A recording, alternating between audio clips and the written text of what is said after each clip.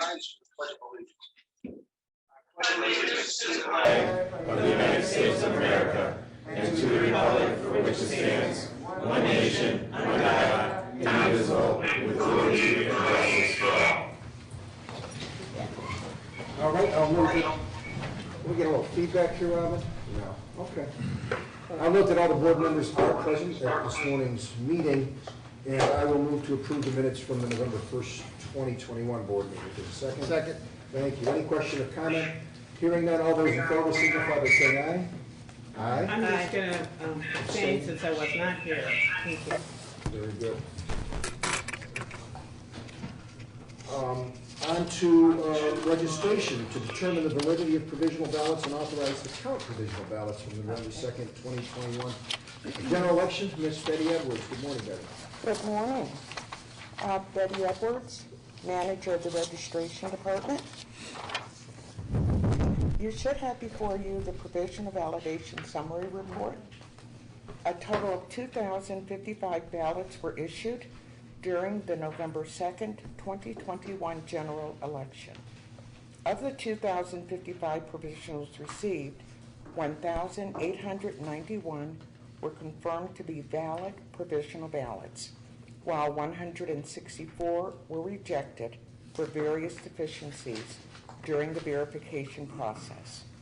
Staff verified the provisionals in accordance with Chapter 6, Provisional Voting of the Secretary of State's Election Officials Manual, and Directives 2019-04, 2020-08, and 2020-09. We found 1,891 provisionals that met the requirements for opening.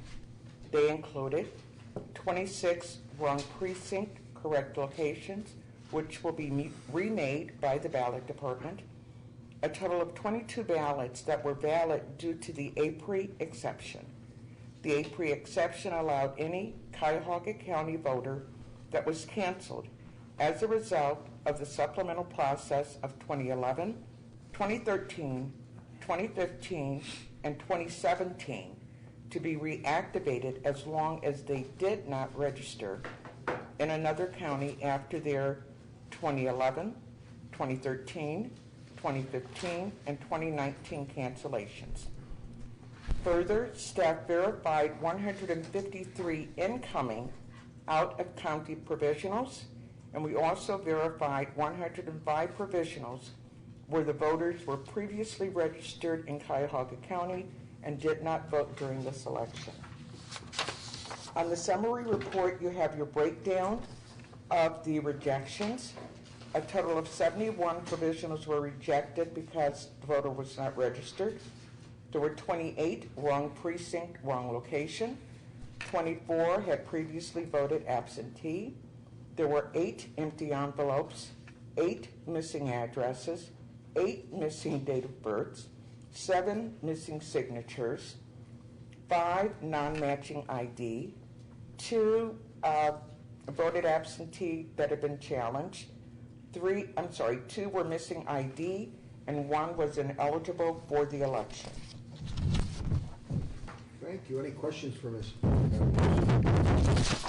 Hearing none, then I will move to approve the opening of provisional ballots as set forth on our agenda, explained to us by Ms. Betty Edwards, and to authorize the count of those provisional ballots from that November 2nd, 2021 general election. Second. Thank you. Any further questions? Okay, hearing none, all those in favor signify by saying aye. Aye. Thank you. I also have that information you'd asked for if you want it now before I leave. Sure. Okay. There were 64 provisionals cast, of which 61 were good. Okay, great. That was just someone that inquired about late, but it's a close race. Thank you. I wanted to know how many ballots would be counted. Thank you, Ms. Edwards. Mr. Cleary, does he need to talk, or we're just going to move? Rubber stamp these through, hopefully. Yeah, these should, these are, the first is the ballot proofs, which is standard process that we do before every election pursuant to the Secretary of State's manual. And if there's any questions, Brian, we follow the proofing process that this board had approved, and everything is good and solid for November 23rd. Okay, I will move then to acknowledge the ballot proofs for the November 3rd, 2021 Maple Heights Council District 6 recall election according to the ballot proofing policy approved by this board in the March 12th, 2021 board meeting. If there's a second? Second. Any questions or comments? Hearing none, all those in favor signify by saying aye. Aye. And I will move to approve the final ballot order for the November 3rd, 2021 Maple Heights Council District 6 real call election. If there's a second? Second. Any question or comment? Hearing none, all those in favor signify by saying aye. Aye. Thank you, Brian. Okay, and on to acknowledgements and resignations from appointed office. I will move to acknowledge the resignation of Chantel Brown from the Cuyahoga County Council, and also to appoint one of our own, Meredith Turner, to replace Ms. Brown on that council, and also the appointment of Nino Monaco for the Mayfield Heights member of City Council. If there's a second? Second. Thank you. Any question or comments? Hearing none, all those in favor signify by saying aye. Aye. Okay, and then on to election officials. I'll move to approve the appointment of not less than 2 precinct election officials for each precinct pursuant to the revised code 3501.22 for the November 23rd, 2021 Maple Heights Council District 6 recall election. If there's a second? Second. Thank you. Any question or comment? Hearing none, all those in favor signify by saying aye. Aye. Motion passes unanimously. And then I will move to for the final authorization for the allocation of voting equipment for that November 23rd, 2021 Maple Heights Member of Council District 6 recall election. Allocation quantities are based on the social distancing and room size. A total of 15 voting booths will be allocated, plus 3 DS200 precinct scanners and 1 ADA AutoMark voting booth and 2 electronic poll books. If there's a second? Second. Thank you. Any question or comment? Hearing none, all those in favor signify by saying aye. Aye. And the personnel agenda is self-explanatory. I will reluctantly accept the resignation of Ms. Turner, but I'm sure we have some supporters and friends in higher places. So Yes, we do. if there's a second? Second. Thank you. All those in favor signify by saying aye. Aye. Okay, and that, her resignation took effect immediately, so Yes. Okay. Yes. terrific. All right, thank you. Any updates for us, Mr. Pilati? There's 4 things I just wanted to hit on real quick. First is just November 23rd is the Maple Heights election. Early in-person voting began this past Friday. We had 2 voters come in. This week, the hours are 8 to 7, Monday through Friday, and we will be open this weekend, Saturday 8 to 4, Sunday 1 to 5, in agreement with the election official manual. I won't have a whole lot of folks coming down for that. Vote by mail, we have 31 ballots that we've processed and mailed out. So we'll wait for those, none of them to come back yet. And then, really this election here, we're conducting it for the most part in-house. So Midwest has printed ballots, but Ryan and his team will be hand-stuffing the ballot packs. And election officials, Becky and her team will be staffing the polls on election day with internally Victor and his team will deliver the equipment, bring it back. So we're not using a lot of the third-party vendors or hiring pollers that we do. It's small enough that we'll be able to do that and then actually probably have our staff split shifts throughout the day so no one's there for the entirety of it. Okay. So we're ready for that. It is one point location. It's Wiley Athletic Center in Maple Heights. The other next item is the website. We are on track to launch our website December 1st. So we're excited about that. We've been talking about it for a whole long time. The Cleveland Site Center is finishing up a review of our website, and that's for ADA compliance issues. Not required to do that, but that's just something to go above and beyond and make sure it's okay. And the Secretary of State's office is aware that we are doing that. Mary Hannah, who we've seen before, she is the lead on the actual website infrastructure and the creation, and we're about there with pushing it out. And Peter James is the lead on our rollout. This week we are focusing on internal training for our staff in CPS, registration, community outreach, and the board clerks. CPS, as you know, primarily deals with the candidates, so we're going to focus heavy on the candidate stuff to make sure that they're able to answer those questions. Registration is responsible for answering the agency phones, so we want to make sure that they're good on the website. Community outreach, we all know that they deal with media and constituents. And the board clerks, not only do they provide support to you, but they're also responsible for public records, where a lot of them we're directing individuals to the website so they can self-serve, and that's how we fulfill those records. So that's what our goal is this week, to get them really versed in this website. And then the rest of the agency, all the departments will have training, but theirs will probably happen after we go live or that week, just because they, their timing isn't as important. So vote by mail applications, hopefully there are no more elections this year, so they don't have to worry about that and Victor and those things.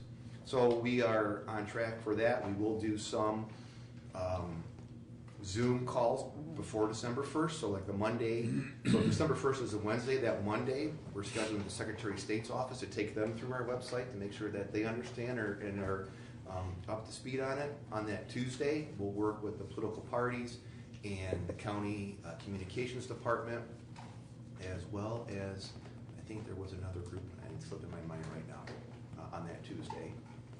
I don't remember.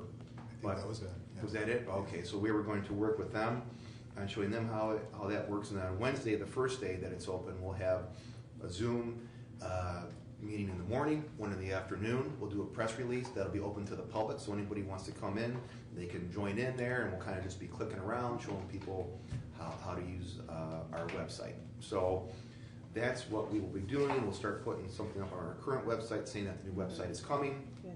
And some social media posts, and I think we're trying to get some information out, but part of it too is I think we just have to jump in and do it. Yeah. So. Joe? Yeah, I just had a question. Do we need training? I mean, you did mention us, and I'm only asking because I'm just wondering, since we got the preview, if there had been any major changes, or, I mean, I think a lot of it you have to just use it yourself and kind of become familiar, but whenever you mention other people are being trained, it just caused me to pause. I mean, do we need to have some training or participate as we can in one of those sessions, or what? All the above. So of course, yes, we want you to be able to use that. If you want a standalone one or one-on-one, we will do that. If you want to join in on any of the ones that we already do have scheduled, whether it's with our staff or one of the ones for the public, and we will be getting Mary and Linda also very versed to. Not that we won't help you as much as we can too, but that just make sure that they're a good resource too. Can you just let us know when the sessions will be then? Most definitely. Thank you. Great. Any other questions for the website? Thank you. Okay, and then the December meeting schedule. So we currently have 2 meetings on the books, Monday, December 6th and Monday, December 20th. And what I would like is if potentially we could have 1 meeting in December, and that meeting would be on Wednesday, December 8th. And the reason I ask for that is that I'm going to start with the 20th meeting. We originally had the 20th meeting in anticipation of that if there were to be a runoff election, that 20th is when we would certify that election. And Parma Heights, luckily, the person, that was the one that potentially would have been a recall. The person got way over 50%. So I think we should be good not having a runoff election. So that negates the need for the 20th. December 6th, that meeting, the intention of it was to certify the November 23rd meeting, or the November 23rd election. So we will still do that on December 8th, but we also have the potential right now for 6 automatic recounts. And by December 6th, we wouldn't be ready for the board to certify the automatic recount, to certify the acknowledge those automatic recounts. And we are required statutorily with the time frame to start the post-election audit. However, we can't start that audit until we certify any recount results that we might have, even if nothing changes. So what we think is that if we do it on Wednesday the 8th, we should be able to get through, if through this process we still have 6 recounts, or maybe there's less, maybe more, maybe none, hopefully we can adjust our schedules to get all those completed. So on the 8th, we would not only acknowledge the recount results, we would also certify the Maple Heights election. And then hopefully that would then be the only recount, or the only meeting that we would need to have in December. There's always a curveball. The curveball is the requested recount we don't know about. But again, what we can do is we're allowed to start automatic recounts while the additional 5-day window is going on for a requested recount, meaning that we could probably knock those out. As soon as we get those done, we could roll right into requested if it did happen. That meeting, if we can do it on the 8th, would be a little bit longer meeting, because what we would do is we would present provisionals like we did this morning, get approval for those, and then Cleary would have to go to the warehouse and go through his processes, and then it would be about 90 minutes tops. He would come back and we would certify Maple Heights. So we would kind of do two things at one. We would have some things that we could address after the provisional process, but maybe not enough to fill that window where we could pause or whatever it would be until he came back. I think if we do this, we can hopefully just have one meeting in December and not have one the week of the holiday, and maybe everybody can. That's fine. But board members, are your schedules open or no? That makes sense too. Okay. Yeah, So everybody's Yeah, available on I the like that. I'll make So it work. would we eliminate, so we would eliminate the 6th, should we leave the 20th on our calendar just in case, or no? We're pretty, If you could, I would keep say, that on there. just in case, And then it's like we- and I would say that next Monday, when we certify the election, we definitely will know what we're looking at as far as recounts. So that, and then the following, the recount deadline is December 30th, so we would know if anybody came forward with one. So I think, I'm sorry, November 30th. November 30th. So hopefully by November 30th, we really have, I think, a good look at the playing field. So we'll meet at 9:30 on the 8th. Yes. Correct, okay, and then we 9:30. can plan to have about an hour delay or an hour and a half before we Yeah. come back. And then we'll conclude the meeting that morning also. Right, so I guess I just ask if you can All right. maybe schedule So off. December 6th basically becomes December 8th. Yes. Exactly. Okay. So we'll get whatever public announcements we need to make, Mary and Linda. Thank you. All right. So thank you. And then the last thing I just wanted to hit on, unless there's questions from board members, is county council redistricting. This week, staff will be working on processing the voter history from the November 2nd election. We need to have that completed. And once we have that, then we can dive into the county council redistricting. The county council has provided us with some changes to some of the districts, and once we have our voter history locked in, then we can make some adjustments to those. We should, then what would happen is we would get that done, we would get it all approved, we would push that out, and then at our December 8th meeting, we would probably come forward with this new map for approval. Really, I think it's just something we have to do, because the council tells you this is what the districts are going to be. So we would just acknowledge. Okay, any other questions for Mr. Pilati? Anything else, Tony? No, I think. You know, just, I think one point, and you emailed us, but I think we should just very briefly talk about this ineligible for election matter. Yes. Just briefly about what we've determined and why we didn't count that ballot. Sure. So it was one provisional that was rejected under the title of ineligible for an election. And what happened was, as we process the provisional process, we always look at the provisionals and we compare the provisional module to the check-ins on the electronic poll books. And we will then look to see, is there an overlap? And in this scenario, we found that there was, under a voter registration, there was a provisional cast, and there was also a check-in at a polling location on election day. By the same person. By the same person. Well, They're saying that it's not the same person, yeah, right? allegedly the same person.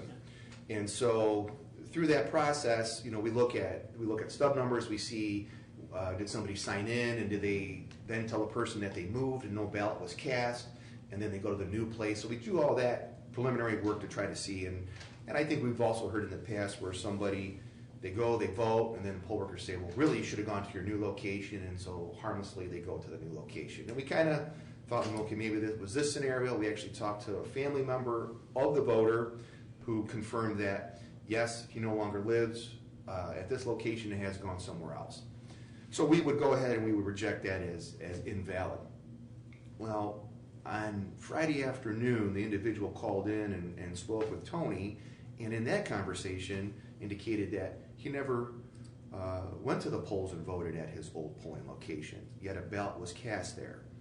And in looking, from us starting to look at this a little bit deeper, we see that a driver's license was scanned on election day at the first location where a regular ballot was cast.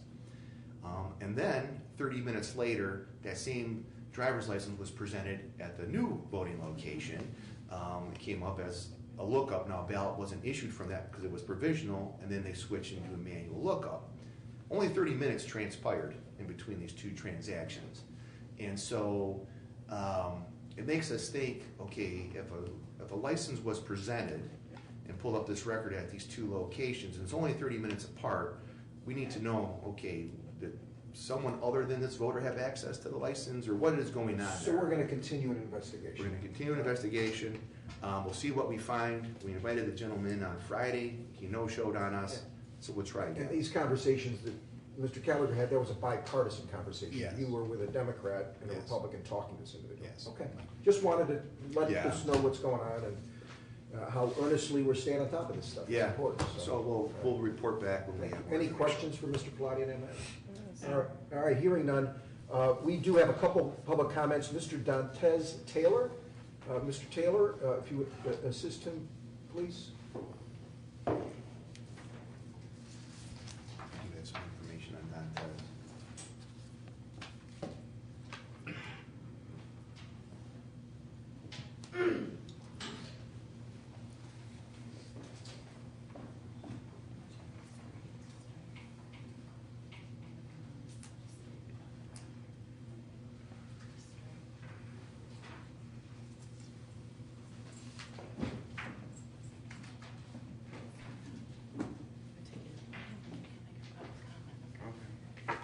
All right, Mr. Taylor, you all set up there? Right here, sir. Yeah, could you get that mic? Okay, great. All right, thank you for coming, Mr. Taylor. This is the public comment portion of our meeting, and you have 5 minutes to address the board, okay? Why don't you begin, sir? Hello, Hello. you hear me? Yep. My name is Dantes Taylor, and I am contesting my votes. I have people that voted for me in this election when I ran for council as a write-in candidate, and I have several people that I know of that voted for me, and it said and it keeps saying one vote, and I know it's more than one vote out here in this election for our running for councilman in Ward 4 as a write-in candidate. And it was Pamela Pinky Butts and some other people that voted for me, and I'm trying to see why their ballots haven't been counted for me. Thank you, Mr. Taylor. What I can do is I gave you just a little bit of information. As far as the write-in process is concerned, it's a two-step process for voters. So the individual voting needs to, one, fill in the oval position in the write-in area, and on that line write in the candidate's name. If an individual only writes the name only and doesn't fill in the oval, well, then that's not a valid ballot. And vice versa, if a person only fills in the oval and doesn't put a name, then that doesn't count. What we do here to tabulate the write-ins is after we go through and on election night we process our results, the ballot department then goes back and they manually look at every oval position that was filled in on the write-in, and it's a staff looking at those, scrolling through and looking at, and they're making a determination what name is written next to that. Now, there were actually 2 write-in candidates for Cleveland Ward 4 Council, and from staffs looking through, on election day, there were 35 ovals, write-in ovals filled in, and of those 35, one of them was for Mr. Taylor, 28 of them were for an opponent, Antone Tolbert, and there were 6 that were invalid. And those are a combination of, I think someone did write Jesus Christ on one of the lines, and the other ones were blank and things like that. So there was one vote that came that way. On the vote by mail, there were 8 write-in ovals filled in Cleveland Ward 4 Council. Mr. Tolbert received 5, Mr. Taylor received 0, and there were 3 that were invalid. So as of now in the unofficial,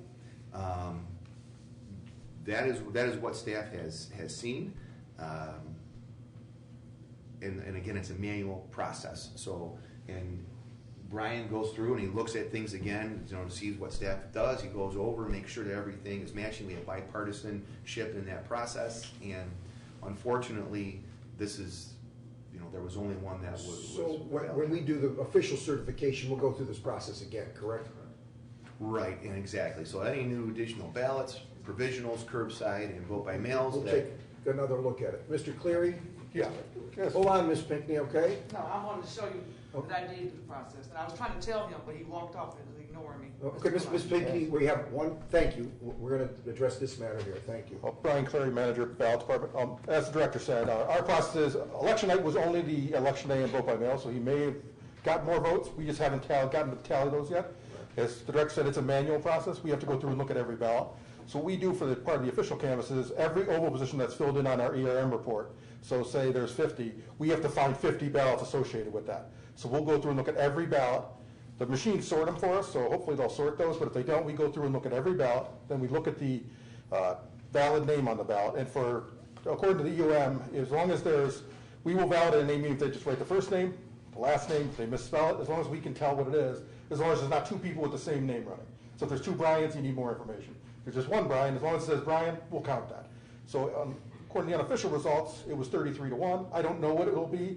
We're just starting the official canvass today. So once we add in the early in-person votes, the curbsides, post vote by mail, his total may go up or it may stay as it is. I don't have that information for you right now. Thank you. Any more questions from Mr. Cleary? No, so there may be additional information to address the candidates. Yes, on Monday when we certify, his totals may go up or it may be the same. I don't have it. We won't know until we actually go back and look at everything. All right, thank you, Mr. Cleary, and thank you, Mr. Taylor, for coming down here. Could you, if you could assist him, please, Mary? Thank you.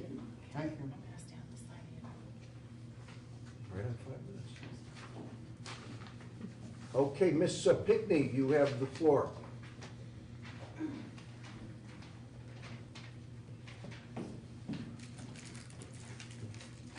Good morning, everyone. We just are finishing up another election that's been somewhat of a challenge for me this year. Again, and where's the clock so I can see the 5 minutes, please? It's right here. Okay. Okay, I'll let you know when you got a minute left. Okay. The acknowledgement of resignation from appointment to elected office. In order to do that, I'd like to know how do we get an investigation done in this process? What is the procedure? And Mr. Pilati, would you please call me back and give me the instructions I need so I won't take up my time on this process? Sure. And then the final authorization for allocation of voting equipment. I came here several times and I've said to you all that we wanted more drop boxes. We want more polling sites, more access for the public to do their votes, and I'm being ignored. We have a very serious epidemic in this country right now. We can call it a pandemic of voter suppression. And people who are being suppressed are poor, illiterate, wealthy, all classes of people, because there's a certain bunch of people that want to bully the voting process. People died and have lived for people's rights to vote, and we need to work on this, and we're not going to allow anyone to suppress the votes and the voices of the people. When you suppress the vote and the voice of the people, that means that you don't care what people are saying to give you a job. I voted for Dantes Taylor, and I just tried to show you all the proof, but I'm ignored every time I go to speak somewhere, and I have a problem with that because I did the process. I filled in the hole, and I wrote in his name. And somewhere in this process, someone has been said to not listen to me. And I see we got together on the colors this morning. And I'm having a challenge with some of this. because I have situations like this young lady when she walks in the room rolling her eyes at me. We have to get together on the same page with this voting process. I want to know and why it is that an elected official is holding two positions too. Chantel Brown supposedly just won this congressional race, but is also the chairman of the Democratic Party for Cuyahoga County. That should not be allowed. There's enough people to do enough work, and we have enough problems of lackadaisical behavior in Cuyahoga County. We don't need any more of that. Number 3, I want to thank you, Mr. Pilati, for being polite to me and courteous to me during this election, because I've had some challenges over the years. But I am concerned about people's votes and ballots still disappearing, Mr. Hastings, Director Hastings, Chair Hastings, forgive me. And I want us to get together on the same page. I did an event the other day addressing violence against women of color. I'm not saying this to sound racist, but provisions are made for white women. But if it's not a white person, then there are things that people say are not available, but there's still even violence in the voting process for people of color, especially women of color. But if we're in shelters and we're still facing domestic violence and we're still dealing overt racism in the workplace and in other places, then voting is not going to be fair and equal across the board. I don't know what Ms. Chappelle went through to get in that seat, but I know one thing is still not balanced. I'm asking you, Chair Hastings, to look at these matters. And I want to still know what is happening with this voter suppression, because it's very real, and we're going to have a war in this country. Not just a civil war, not just a racial war, not just a religious war, but we're going to have a war just because people feel like they're not being heard. You have 1 minute, Mr. John Jess Taylor may be visually impaired, but he sees when we don't see. He sees what we don't see.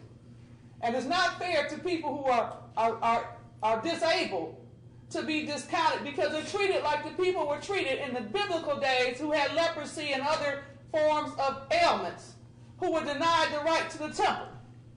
We need to work on this. And we need to get past the skin color issue and look at the purpose for which we operate.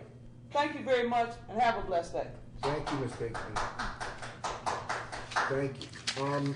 No other public comment. I'm going to move to go into recess, correct? Because we're still coming back. All right, and if there's a second on that? Second. Thank you. All in favor? Aye. And we'll be back here next week, next Monday. Have a wonderful week, everybody. Okay. Thank you. 22nd. You want to see what I have?